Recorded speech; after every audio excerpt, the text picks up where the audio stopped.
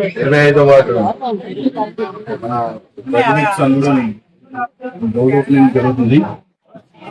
ముందుగా ఇక్కడికి వచ్చేసిన కార్యకర్తలకి ఎప్పటి నుంచో మా కుటుంబ సభ్యులు మొత్తం అందరూ కుటుంబ సభ్యులు, ఈ వార్డు మొత్తం అందరూ కుటుంబ సభ్యులు, వీళ్ళందరూ కూడా వచ్చేసినందుకు ధన్యవాదాలండి.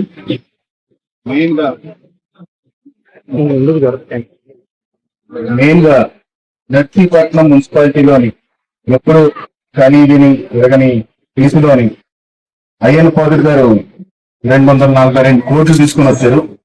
దాంట్లోని ఇంటింటికి కొలాయి కింద 185 కోట్లు, మరి రోడ్లు, సిసి రోడ్లు, కల్వర్ట్లు నిమిత్తం 32 కోట్లు, మళ్ళీ తడి పొడి చెత్త దానికి గురించి మొన్న ఓపెన్ అయిందండి 3 కోట్లు 3.5 కోట్లు.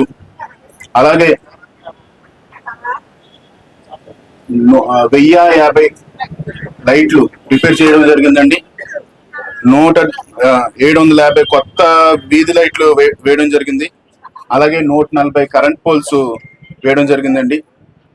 ఇవన్నీ ఒక ఎత్తు, ఇవన్నీ మున్సిపాలిటీలోకి వస్తాయి. మనది పాత నర్సీపట్నం అంటే మనకు ఆల్రెడీ రోడ్లు వేసి ఉన్నాయి, పాత టైంలోని రోడ్లు వేసి ఉన్నాయి. వీటికి కొత్తగా మళ్ళీ మనం కొన్ని మరమ్మతులు చేయడం జరిగింది, కొన్ని రోడ్లు వేయడం జరిగింది.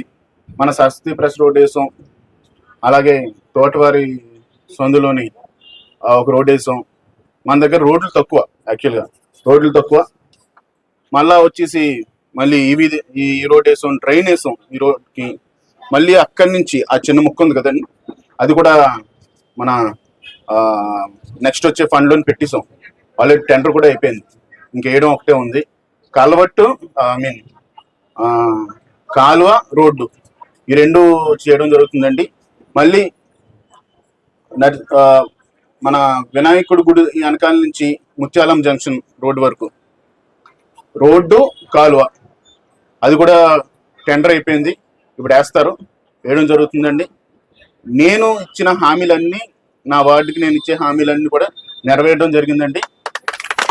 ఒకటి మరి నెక్స్ట్ టైం పోటీ చేస్తాను చేయను మనకు తెలీదు.